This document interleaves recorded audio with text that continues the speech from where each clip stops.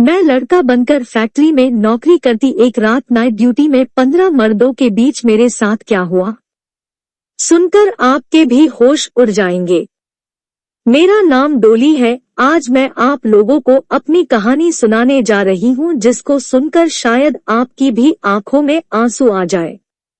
मैं साल की थी जब मेरे माता पिता को मेरी शादी की फिक्र हो गई, जबकि अभी तक मैंने अपनी पढ़ाई भी पूरी नहीं की थी। अभी तो मैं सिर्फ हाई स्कूल ही कर रही थी। मैं गाजियाबाद में रहती थी। हमारा कोई रिश्तेदार नहीं था क्योंकि मेरी माँ की शादी गांव में हुई थी। मेरे माता पिता के रिश्तेदार वहीं पर रहते थे। काफी सालों पहले ही मेरे पिता अपना गांव छोड़कर गाजियाबाद आ गए थे क्योंकि मेरी माँ को गांव में रहने की आदत नहीं थी। मेरी माँ का मायका दिल्ली के आसपास का ही था और उनकी शादी गांव में हो गई थी, इसलिए मेरी माँ का दिल गांव में नहीं लगता था। मेरे पैदा होते ही उन्होंने गांव छोड़ दिया था। मेरे पिता गाजियाबाद में एक फैक्ट्री में मजदूरी किया करते थे। पिताजी की कमाई से बहुत ज्यादा पैसे तो नहीं आते थे, लेकिन जीतने भी आते थे। हमारा घर का गुजारा अच्छे से हो जाता था। मैं अपने माता पिता की इकलौती औलाद थी। जैसे जैसे मैं बड़ी होने लगी तो मेरी माँ पिताजी से रोज कहती कि तुम्हारी फैक्ट्री वाली नौकरी की कमाई से अब घर नहीं चलता, तुम कोई और काम देख लो। तो उस पर मेरे पिताजी कहते कि अब इसके अलावा मुझसे इस उम्र में कुछ नहीं होता। तब जवानी थी और शरीर में जान थी। तब तुम्हारे कहने पर गांव की जमीन बेचकर मैं गाजियाबाद आकर रहने लगा था। अब गांव भी नहीं जा सकता, वहां पर क्या काम करूंगा। इसी बात को लेकर इन दोनों में हर रोज लड़ाई झगड़ा होता रहता था। माँ और पिताजी को इस तरह से लड़ता हुआ देखकर मेरा दिल पढ़ाई से भी घटता जा रहा था। पिताजी के अलावा घर में कोई और कमाने वाला नहीं था। मेरे पिताजी बेचारे अकेले ही इतनी मेहनत किया करते थे। मेरा दिल चाहता था कि मैं अपने पिता की मदद करूं, लेकिन जब भी मैं कोई काम करने का कहती, माँ मुझे सिर्फ इनकार कर देती कि बस अब मुझे तुम्हारी शादी करनी है। मुझे अपने पिता की बूढ़ी हड्डियों पर बहुत तरस आता था। मेरा दिल चाहता था कि मैं अपने पिता की किसी भी प्रकार की मदद कर सकूं, लेकिन माँ के आगे हमेशा ही मजबूर हो जाती थी। हमारे गांव में शादी थी और हमें वहां से इनविटेशन आया था। हमारे जितने भी रिश्तेदार थे सारे गांव में ही रहते थे। शादी मेरे बुआ के बेटे की थी, इसलिए वहां पर जाना भी जरूरी था। हम लोगों ने शादी में जाने की तैयारियां शुरू कर दी थी। हमने अपनी पैकिंग भी कर ली थी। माँ पिताजी से कहने लगी कि इस बार गांव चलकर हमें अपनी बेटी डोली का रिश्ता भी तय कर देना है। वहां पर जाकर तुम्हें हमारी बेटी के रिश्ते की बात चलानी है। वहां जाकर कोई अच्छा रिश्ता मिल जाए तो बात पक्की कर देना। मुझे अपनी माँ की यह बात सुनकर बहुत हैरत हो रही थी। वह खुद तो सारी जिंदगी काम छोड़कर शहर में आकर रह रही थी और मेरे लिए वो गांव में रिश्ता ढूंढने जा रही थी। मैं अभी शादी नहीं करना चाहती थी, मैं पढ़ना चाहती थी। मैं चाहती थी कि मैं अपने पिता की परेशानी को खत्म कर सकूं और कुछ बनकर हमारी जिंदगियों को आसान बना सकूं। मेरे पिता भी इस बात के लिए राजी हो गए थे। मैं शर्म की वजह से पिताजी के सामने तो कुछ नहीं बोल पाई थी, लेकिन पिताजी के जाते ही मैंने माँ को साफ साफ कह दिया कि मैं मर जाऊंगी लेकिन गांव में शादी नहीं करूंगी और तुम गांव में जाकर मेरे रिश्ते की बिल्कुल भी कोई बात मत करना। ऐसा न हो कि बाद में आपको बेइज्जती का सामना करना पड़े। मैं यहाँ शहर में रहकर पढ़ लिख कर नौकरी करना चाहती हूँ और अपने पिता का सहारा बनना चाहती हूँ। मुझे अभी शादी की कोई जल्दी नहीं थी। 2 दिन बाद जब हम गांव चले गए तो वहां जाने के बाद जब शादी निपट गई तो मेरे पिताजी ने अपने पड़ोस में रहने वाले मेरे पिताजी के दोस्त के बेटे के साथ ही मेरा रिश्ता तय कर दिया और वहां सब लोगों को एक खबर दे दी कि उन्होंने रिश्ता पक्का कर दिया है। मैंने लड़के को देखा तक नहीं था। शादी वाले घर में मौजूद औरतें बार बार मुझे देख रही थी। ये सब मुझे बहुत अजीब लग रहा था और बहुत बुरा भी लग रहा था। फिर एक औरत कहने लगी कि ये मनीष की होने वाली पत्नी है। मुझे कुछ समझ नहीं आ रहा था। मैंने अकेले में अपनी माँ से बात की तो उन्होंने भी कहा कि तुम्हारा रिश्ता पक्का हो गया है, अब ज्यादा बोलने की कोई जरूरत नहीं है। मुझे अपनी माँ की बात पर बहुत ज्यादा गुस्सा आया था और मैं कमरे में जाकर खूब रोई थी कि मुझे अभी शादी नहीं करनी, लेकिन मेरे माता पिता तो जबरदस्ती मेरी शादी करवाना चाह रहे थे। किसी ने मेरी एक न सुनी। गांव में मेरा बिल्कुल भी दिल नहीं लगता था। मैं जितने भी दिन यहाँ पर रही, उदास ही रही थी। अपने पिता के सामने बोलने की तो मेरी हिम्मत ही नहीं थी, इसलिए न चाहते हुए भी इस रिश्ते को मानना पड़ा था। लेकिन वो लड़का कौन है, कैसा है, यह मेरा जानना इतना जरूरी नहीं था, क्योंकि मुझे शादी में कोई इंटरेस्ट नहीं था। मेरे घरवाले जबरदस्ती मेरी शादी करवा रहे थे। मेरे बुआ के बेटे की शादी खत्म हो गई तो हम लोग वापस अपने घर आ गए थे। यहाँ पर हर रोज मेरी माँ पिताजी से मेरी शादी के इंतजाम के बारे में कहती रहती थी। ये बातें सुनकर मेरे पिता परेशान हो जाते थे और उनके चेहरे पर परेशानी भरे एक्सप्रेशन देखकर मेरा दिल बहुत दुखता था। मेरे पिता गरीब थे और मेहनत मजदूरी करके घर का खर्च चलाते थे, लेकिन फिर भी ना जाने क्यों उन दोनों को मेरी शादी कितनी जल्दी पड़ी थी। मेरे पिता की कमाई से कुछ भी नहीं जुड़ पा रहा था, तो इसीलिए वह दिन ब दिन और ज्यादा परेशान रहने लगे थे। एक दिन मेरे पिता ने माँ को बताया कि उनके कुछ दोस्त विदेश पैसा कमाने के लिए जा रहे हैं। क्यों न मैं भी उनके साथ विदेश चला जाऊं और वहां जाकर मैं तुम लोगों को पैसे भेजता रहूंगा। तुम मेरी बेटी का दहेज जोड़ लेना। मैंने जब पिताजी की यह बात सुनी तो मैंने फौरन ही उनको विदेश जाने के लिए मना कर दिया कि पिताजी को इस उम्र में किसी की भी खातिर बाहर जाने की कोई जरूरत नहीं है। अगर वो लोग मुझे एक्सेप्ट करना चाहते हैं तो ऐसे ही करे। अगर दहेज लेकर शादी करना चाहते हैं तो मैं आप लोगों के घर में ही ठीक हूँ। मुझे नहीं जाना शादी करके। ये सुनकर माँ को गुस्सा आ गया और वो मुझसे कहने लगी कि तू कौन होती है। बड़ों के बीच में बोलने वाली पिताजी ने माँ को चुप कराया और मेरे करीब आकर मेरे सिर पर हाथ रखा और मुझे समझाने लगे कि बेटी की शादी करना तो हर माता पिता का फर्ज होता है, इसलिए माता पिता अपनी बेटी को जरूरत का सामान दहेज के रूप में देते हैं। तुम डरो मत और मेरी फिक्र मत करो, मैं 1-2 साल में वापसी आ जाऊंगा। मेरे पिता ने मुझे चुप होने पर मजबूर कर दिया था, लेकिन मेरी माँ को पिताजी की विदेश जाने की बहुत खुशी थी, क्योंकि पिताजी वहां से बहुत सारे पैसे भेजने वाले थे। कुछ दिनों बाद ही पिताजी के विदेश जाने की तैयारी पूरी हो गई थी।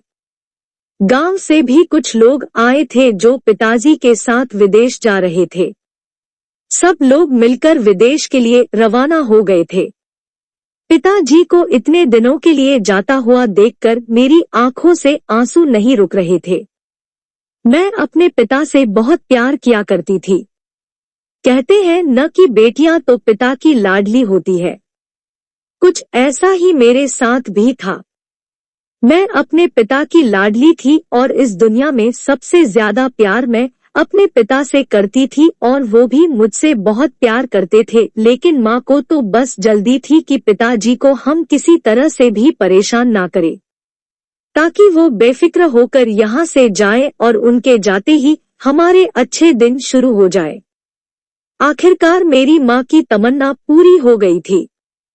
पिताजी हम लोगों से दूर चले गए थे। पिताजी के जाने के बाद मेरी तो जैसे दुनिया ही वीरान हो गई थी। घर की सारी रौनक मेरे पिताजी से ही थी। मैं बहुत उदास रहने लगी थी। पिताजी के जाते ही माँ ने मेरा का ले जाना भी छुड़ा दिया था और कहती थी कि अब बस बहुत हो गई पढ़ाई, अब तो मैं तुम्हारी शादी की तैयारियां शुरू करना चाहती हूँ। मैं माँ से कहती थी कि माँ, जब तक पिताजी नहीं आ जाते तब तक तो मुझे पढ़ने दो। माँ ने कहा कि तेरे बाप के आने तक कौन रुकेगा, वो जैसे ही पैसे भेजेंगे मैं तेरी शादी की डेट फिक्स कर दूंगी। 2-3 साल तक तो मैं तेरा खर्च नहीं उठा सकती और न ही मैं तुझे पढ़ा सकती हूँ। मैं माँ से लड़ने लगती थी कि क्या मतलब है, मेरा खर्च नहीं उठा सकती। पिताजी के आने तक मैं इस घर से कहीं भी नहीं जाऊंगी। ये मेरे पिता का घर है और किसी के बाप में इतनी हिम्मत नहीं जो मुझे यहाँ से निकाल सके। यह बात सुनकर मेरी माँ को मुझ पर बहुत ज्यादा गुस्सा आया। उन्होंने मुझे इतना मारा कि 2 दिन तक मेरा शरीर दर्द करता रहा। पिताजी के घर से निकलते ही माँ के तो जैसे पर निकल आए थे। उन्होंने मेरी पढ़ाई भी छुड़वा दी थी और सारे घर का काम मेरे सिर पर डाल दिया था। खुद तो बस मोहल्ले के घरों के चक्कर काटती रहती थी। कभी इस घर के 2 कभी उस घर के, बस तैयार होकर घर से निकल जाती थी। दोपहर को आकर खाना खा लेती और उसके बाद थोड़ा आराम करने के बाद फिर शाम के टाइम पर पड़ोस के घरों में जाकर बैठ जाया करती थी और मैं सारा दिन घर में अकेलेपन का शिकार होती रहती थी। माँ को घूमने फिरने से ही फुर्सत नहीं थी। घर से लेकर बाहर तक के सारे काम अब मैं करने लगी थी। घर में खाना बनाना और घर में जब खाना बनाने के लिए राशन खत्म हो जाता था उसकी जिम्मेदारी भी मुझ पर ही थी। एक दिन मैं घर का सामान लेने के लिए बाजार जा रही थी। एक लड़की की दुकान हमारे गली के नुक्कड़ पर ही थी। उस दुकान पर लड़का बैठा हुआ था। वो लड़का नजर भरकर मुझे देख रहा था। जैसे ही मेरी नजर उस पर पड़ी मैंने देखा कि वो मुझे घूर रहा है। उसके बाद मैं जब मार्केट से वापस आए तो तब भी वो मुझे ही देख रहा था। बड़ी मुश्किल से मैंने उससे अपनी नजरें चुराए और अपना सामान लेकर घर वापस लौट आई थी। वो घर तक मुझ पर नजर रखे हुए था। मैंने फौरन ही अंदर जाकर गेट बंद कर लिया। जब भी मैं घर से निकलती थी वो मुझे अजीब अजीब नजरों से देख रहा होता था। उसके बारे में मैं अपनी माँ से भी कुछ नहीं कह सकती थी। माँ तो ये बात सुनते ही मेरा जीना दुश्वार कर देती। तंग आकर मैंने घर से बाहर निकलना तक छोड़ दिया था। वो लड़का जब भी मैं घर से बाहर निकलती थी तो अपनी दुकान पर बैठा हुआ मुझे गौर से देखता था। अब तो आने जाने वाले लोगों को भी शक होने लगा था। एक दिन मैं घर की छत पर खड़ी हुई थी तो उसने मुझे इशारा करते हुए एक कागज पर कुछ लिखकर मेरी तरफ फेंक दिया। मैं घबरा गई। मुझे बहुत ज्यादा डर लग रहा था लेकिन उस कागज को पढ़े बिना मुझे सुकून भी नहीं आ रहा था।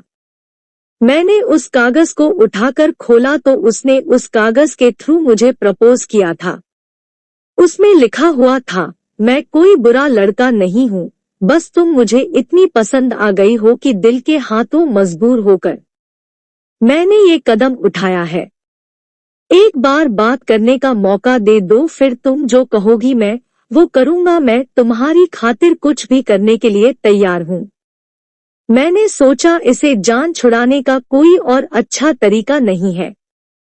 मैंने सोचा उसे बता दूंगी कि मेरी एंगेजमेंट हो चुकी है तो उसका दिल खुद ही टूट जाएगा और वो मायूस होकर यहाँ से चला जाएगा और मेरा पीछा भी छोड़ देगा। मैंने एक दिन माँ के घर से निकलते ही मौका पाकर उसे इशारे से घर के अंदर बुला लिया और उसके अंदर आते ही मैंने झट से दरवाजे को अंदर से बंद कर लिया तो वो बुरी तरह से कांप रहा था। उसमें लड़की थी लेकिन मुझसे ज्यादा उसे डर लग रहा था। मैंने उसे रिलैक्स होने को कहा और कहा कि बताओ तुम मुझसे क्या बात करना चाहते हो। तो उसने कहा कि जिस दिन से उसने मुझे देखा है दिल के हाथों मजबूर होकर रह गया है। ना दिन को स्कूल मिलता है ना रात को चैन। रात रात भर इसी इंतजार में गुजार देता है कि कब दिन निकले और वो मेरा दीदार कर सके। उसने कहा कि डोली मुझे गलत मत समझना, मैं तुम्हारा नाम और तुम्हारे बारे में अच्छी तरह से जानता हूँ। मैं कोई धोखेबाज और झूठा इंसान नहीं हूँ, लेकिन मोहब्बत तुम मोहब्बत है, हो ही जाती है, और जिससे हो जाती है इंसान उसके हाथों मजबूर हो जाता है। मैंने उससे कहा कि तुम मेरे बारे में सब कुछ जानते हो, लेकिन शायद ये नहीं जानते कि मेरा रिश्ता हो चुका है। मेरी शादी मेरे पिता के दोस्त के बेटे के साथ हो रही है, और मैं यहाँ से शादी होने के बाद गांव चली जाऊंगी। मेरा ससुराल गांव में ही है। मैं अपने माता पिता की इज्जत का बहुत ख्याल करती हूँ। तुम्हें किसी के सहारे पर नहीं रखना चाहती, ताकि मैं तुमसे किसी तरह का झूठ बोलूं, और कुछ दिन के लिए तुमसे रिलेशनशिप बनाकर मैं तुम्हें धोखा नहीं देना चाहती। ये सब सुनकर वो थोड़ा सैड हो गया था, लेकिन मेरा सच बोलने से वो बहुत ज्यादा खुश हुआ था। उसने बताया कि ये नुक्कड़ वाली दुकान उसके पिता की है। कभी कभी वो उस दुकान पर बैठ जाता है, और वहीं उसका घर भी है।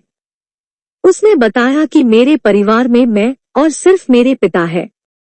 हम दोनों इसी दुकान से अपना गुजर बसर करते हैं, लेकिन हम दोनों की जिंदगी बहुत अच्छी गुजर रही है। मेरी शादी हो जाएगी तो शायद घर में कोई औरत आ जाएगी। मेरी माँ काफी सालों पहले गुजर चुकी है, और मेरी बहन की शादी भी 2 साल पहले ही हो गई। उसने कहा कि जिंदगी में अगर कभी भी कोई काम या कोई जरूरत हो तो तुम मुझे जरूर याद करना। भले ही तुम मेरी किस्मत में तो नहीं हो, लेकिन मेरे दिल में हमेशा रहोगी। मैंने उसकी फीलिंग्स की कदर की, और वो बेचारा थोड़ी देर के बाद मेरे घर से खुद ही चला गया था। हम दोनों के बीच बहुत रिस्पेक्ट के साथ बात हुई थी। वो मुझे आम लड़कों से बिल्कुल अलग लगा था। मैं जब उसे गली में खड़ा हुआ देखती थी तो समझती थी कि वो कोई आवारा या फिर लोफर टाइप का लड़का होगा जो मेरे पीछे पड़ा हुआ है। लेकिन उसके साथ बात करके मुझे एहसास हुआ था कि सच में मुझसे कोई इतनी मोहब्बत भी कर सकता है। ये सब सोचकर मेरी भी आंखें भर आई थी। और जब जाते टाइम वो मुझे गुड बाय बोलकर गया तो मैंने उसकी आंखों में भी आंसू देखे थे। वो मुझे सच्चे दिल से चाहने वाला इंसान लगा था, और इतने अच्छे इंसान को गंवाने का मुझे बहुत दुख हुआ था। इसके बाद भी जब मैं घर से किसी काम के लिए निकलती थी तो वो मुझे अपनी दुकान पर बैठा हुआ दिख जाता था। उसके दुकान के आगे से निकलते हुए मुझे भी अपने आंखों पर काबू करना नहीं आता था। मैं किसी न किसी बहाने उसे निगाह उठाकर देख ही लेती थी। जब मैं उसे देखती थी तो वो मेरे दिल की गहराइयों तक उतर जाता था। वो बहुत ही अच्छा लड़का था और शरीफ था। उस दिन के बाद उसने भी मुझे तंग नहीं किया था, और न ही कभी उस दिन के बाद उसने मुझसे दोबारा बात करने की कोशिश की थी। बस कभी कभी हम दोनों की नजरें एक दूसरे की नजरों से मिल जाया करती थी। जाने अनजाने मुझे भी पता नहीं चला कि कब मैं उसको पसंद करने लगी थी, और मेरे दिल में भी उसके लिए मोहब्बत जागने लगी थी। लेकिन पिता की इज्जत की खातिर मैंने अपनी फीलिंग्स पर कंट्रोल किया। मुझे सिर्फ और सिर्फ अपने पिता की इज्जत की परवाह थी। मेरे पिता दूसरे देश में मेरे लिए मेहनत कर रहे थे। मैं उनकी इज्जत पर कैसे आंच जाने दे सकती थी? इसलिए मैंने अपने दिल को संभाल लिया था कि वो मुझे कितना भी चाहता हो और अच्छा लगता हो, लेकिन मेरी किस्मत मेरे पिता के फैसले की मोहताज है। फिर कभी मेरी ना उससे बात हुई और ना ही ज्यादा मैंने जान पहचान बढ़ाई। बस आंखों ही आंखों में आंखों की जरूरत पूरी होती रही। इसी तरह से आगे 4 महीने तक ऐसा ही चलता रहा, और 4 महीने बाद पिताजी ने विदेश से काफी सारा सामान और मेरे दहेज के लिए काफी सारे पैसे भी भेज दिए थे। मेरी माँ ने अकेले ही मेरी शादी करने का फैसला कर लिया था, और मेरी ससुराल में कह दिया था कि वो लोग कुछ लोगों को लेकर मेरे घर बारात लेकर आ जाए। मैंने अपनी माँ को शादी करने के लिए बहुत रोका। आपके पिताजी के आने से पहले मुझ पर ये जुल्म मत करो। मुझे अपने माता पिता के आशीर्वाद के साथ विदा होना है, लेकिन मेरी माँ ने मेरी एक न सुनी। कुछ दिन बाद गांव से कुछ लोग आकर शादी की डेट फिक्स करके चले गए। मैंने अभी तक लड़की की फोटो तक नहीं देखी थी और दिन रात में रोती रहती थी। माँ ने पिताजी से कहकर अपना फैसला जबरदस्ती मनवा लिया। पिताजी ने फोन पर बात की और शादी के लिए राजी होने को कहा। पिताजी मुझसे कहने लगे, मेरा आशीर्वाद हमेशा मेरी बेटी के साथ रहेगा। मैं हमेशा अपने पिता की बात के आगे झुक जाती थी और इस बार भी पिताजी के कहने पर मैं चुप ही रही थी और उनकी बात को मैंने मान लिया था। शादी की तैयारी बढ़ती गई। धीरे धीरे मेरा दम घुटने लगा था। कोई भी ऐसा इंसान नहीं था जो मेरी साइड ले सके, जो मुझे तसल्ली देता। मेरी माँ तो बस हर टाइम शॉपिंग करने में ही लगी रहती थी कि अगर तुम कुछ और खाना चाहती हो तो मैं तुम्हारे लिए ऑर्डर कर देता हूँ। मैंने कहा, नहीं, मैं कुछ नहीं खाना चाहती। हम दोनों की बात इसी तरह से शुरू हुई थी। मैंने कहा कि रितेश, शायद ये इस तरह से आज हमारी पहली और आखिरी मुलाकात होगी और फिर 4 दिन बाद मैं हमेशा के लिए किसी और की बन जाऊंगी। लेकिन इससे पहले मैं अपने दिल का बोझ उतारना चाहती थी और तुम्हें सच्चाई बताना चाहती थी कि तुम्हारी मोहब्बत सिर्फ एक तरफा नहीं है। रितेश, तुम्हारी मोहब्बत में इतनी ताकत थी कि मैं भी तुमसे मोहब्बत करने पर मजबूर हो गई हूँ।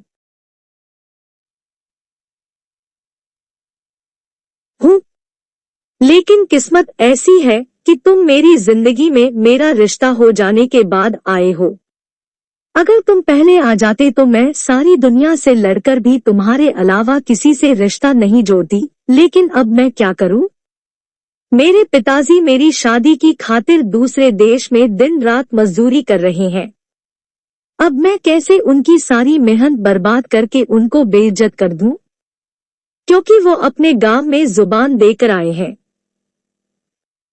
रितेश, जो मेरी बातें सुनकर बहुत बिखर कर रह गया था, उसे मुझसे मिलकर जितनी खुशी थी और मैंने उसे अपनी मोहब्बत का इजहार किया है, उसे उतना ही ज्यादा दुख भी हुआ था कि वो मुझे हासिल नहीं कर सकता था।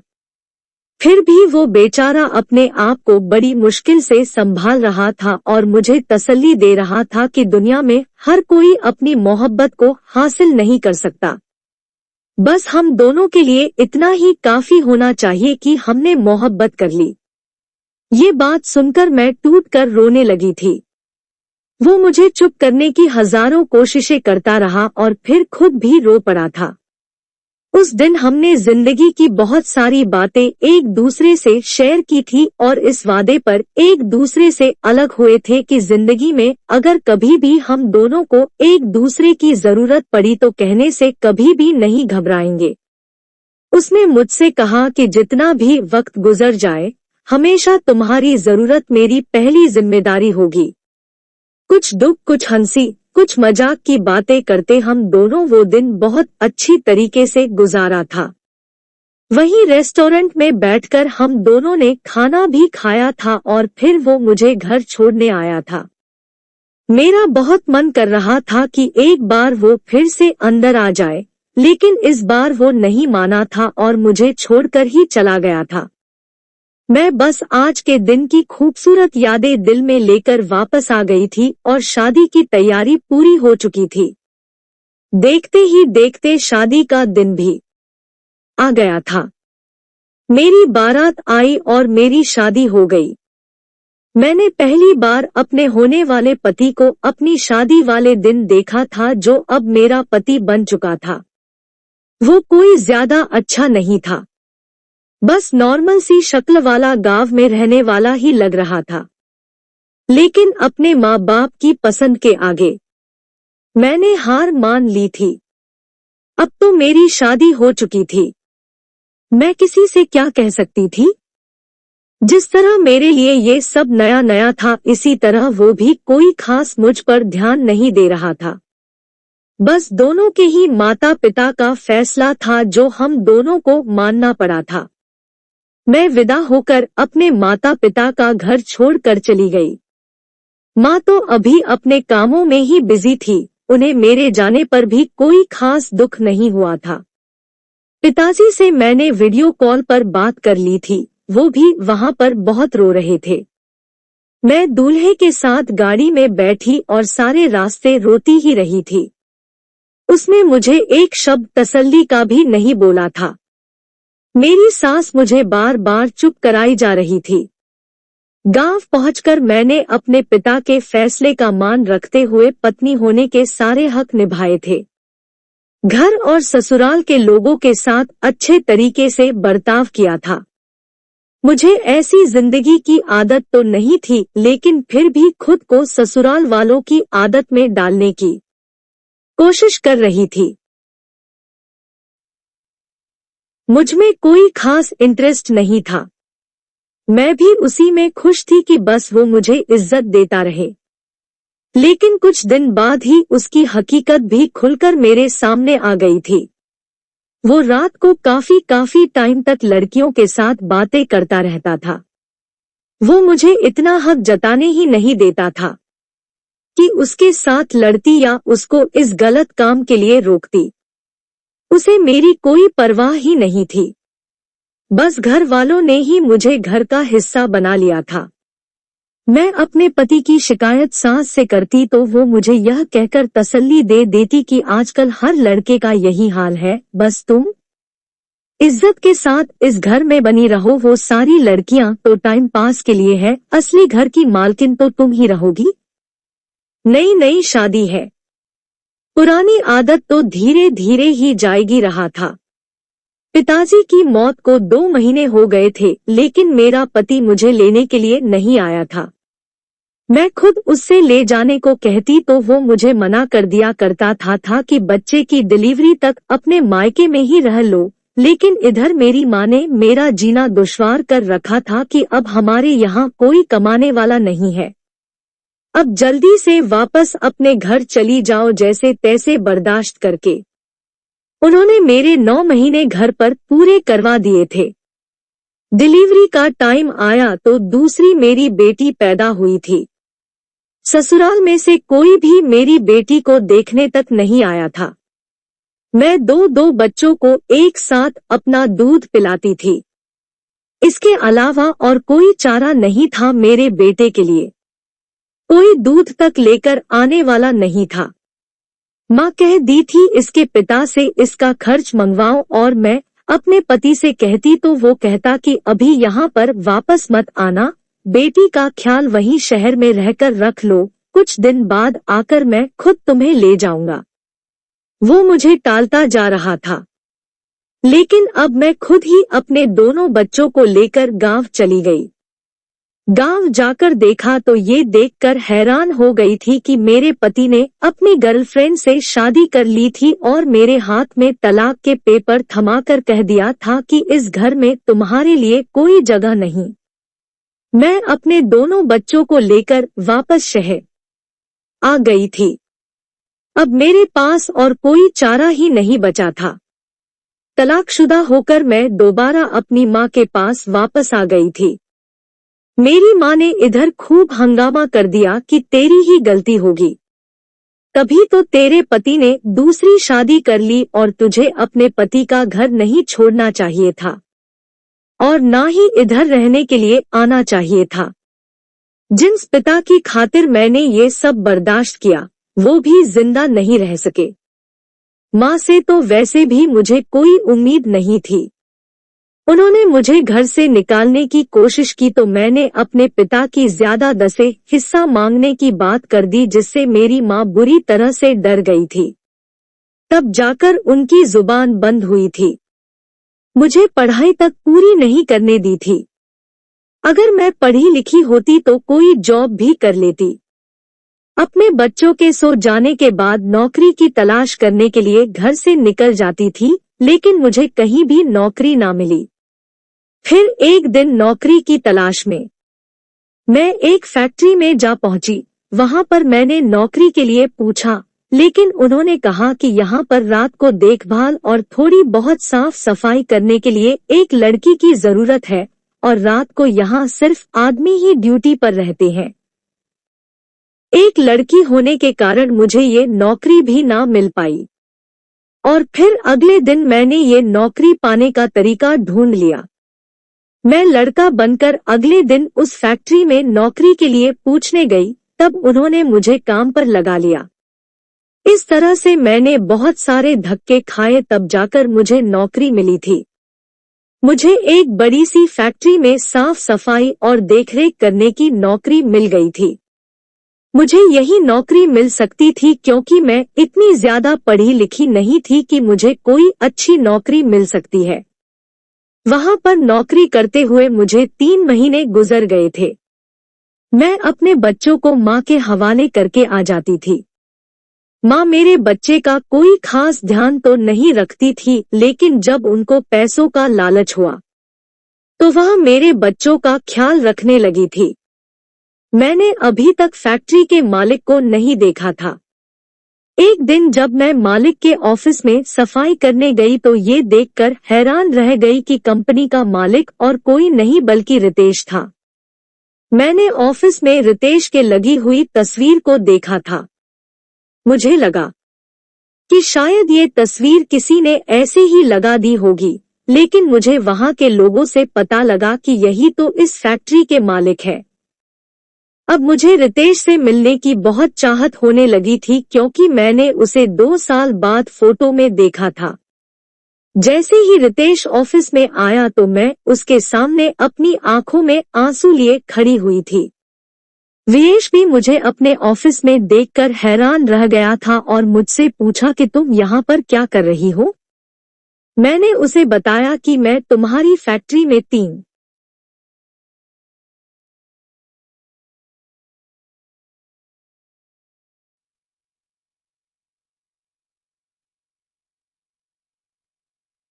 महीने से काम कर रही हूँ।